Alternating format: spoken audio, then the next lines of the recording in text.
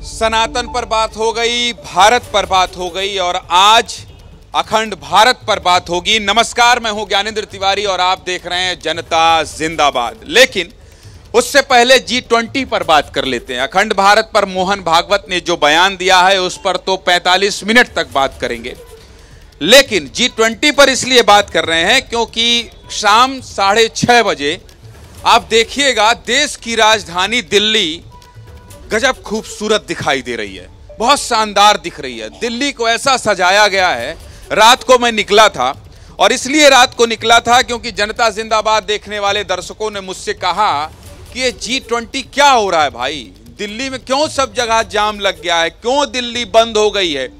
मुझसे लगातार फोन करके कहा, मैसेज करके कहा कि आप बताइए दिल्ली कैसी है। इसलिए आपके लिए मैं आज शाम 6:30 बजे लेकर आ रहा हूं कि दिल्ली कैसी सजी है। तो इसलिए 6:30 बजे आप जनता जिंदाबाद में ही देखेंगे कि रात को आपकी दिल्ली, देश की राजधानी दिल्ली कैसे दिखाई दे रही है। चलिए अब वापस लौटते हैं जिस मुद्दे पर बहस करना है। बात अखंड भारत की हो रही है। आपने देखा कि सनातन पर स्टालिन के बेटे उदयनिधि ने बयान दिया तो पूरे देश से प्रतिक्रिया आई, विरोध पर आई और कुछ लोगों ने समर्थन भी किया।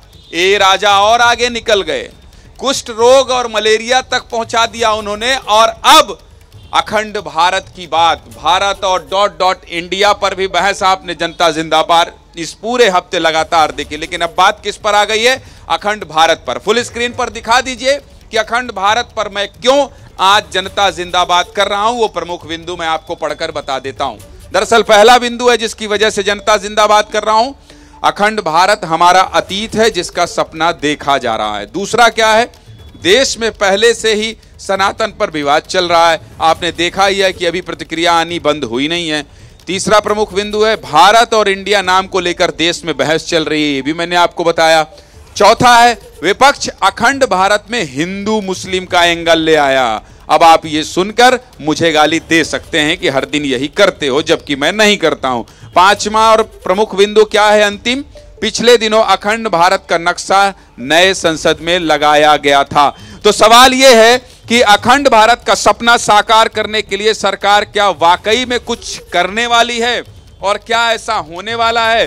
क्योंकि अगर भागवत ये कह देते हैं कि आप लोग इंडिया मत बोलिए, अपने स्तर पर ही संज्ञान ले लीजिए और भारत बोलना शुरू कर दीजिए, तो अब वही मोहन भागवत ने कह दिया है कि अखंड भारत में नक्शा बदलने की आप मत सोचिए, बस केवल संस्कृति और खुद को बदल लीजिए।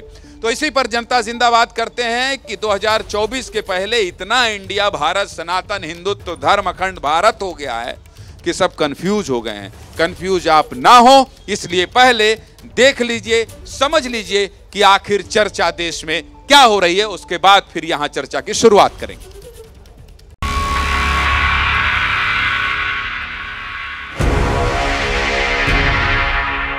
भारत होना यानी भारत के स्वभाव को स्वीकार करना।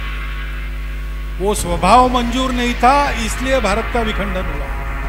वो स्वभाव जब आ जाएगा तब कुछ बदलना नहीं पड़ेगा, सारा भारत एक हो जाएगा। आप अगर उसको करने जाएंगे तो आपके बूढ़े होने के पहले से आपको दिखेगा। ये उनका ख्वाब है, समझ गए? अखंड कभी नहीं बनेगा। हिंदुस्तान में जमहूरियत है, डेमोक्रेसी है, प्रजातंत्र है। हम तो ऊपर वाले से चाहते हैं कि बन जाए। अगर ये फिर अखंड भारत बन जाएगा तो बहुत बड़ी महाशक्ति होगा। पहले तो इस भारत को खंड खंड होने से बचाइए। मणिपुर से लेकर नूर तक जो सांप्रदायिकता की आग जल रही है, दीवारें खड़ी हो गई हैं नुकीली। 47 में भी ये हालात नहीं थे पार्टीशन के बाद। अखंड भारत पे चिढ़ते हैं, हमारा देश विश्व गुरु बनेगा उस पे चिढ़ते हैं। मुझे मालूम समझ में नहीं आता, देश विश्व गुरु बनेगा तो उनको परेशानी क्या है, अखंड भारत होगा तो उनको परेशानी क्या है। हमारे पेशवाओं ने तलवार चलाई थी और एक देश बनाया था अटक के पार। हम चाहेंगे पूरा अखंड भारत होना चाहिए, लेकिन बात करने से चुनाव जब आता है तो चुनावी जुमले नहीं है नहीं। जैसे ही घड़ी का काटा दोपहर 2:30 पे आए, बबीता जी का दिल सास बहू साजिश के लिए मचल जाए। और ये है इनकी बहू, पूरे दिन ऑफिस की टेंशन हो जाए गॉन जब ये करें अपना फेवरेट शो फ्री टाइम पे ऑन।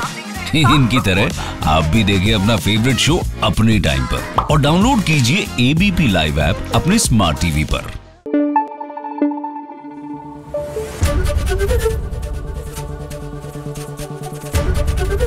एबीपी न्यूज आपको रखे आगे।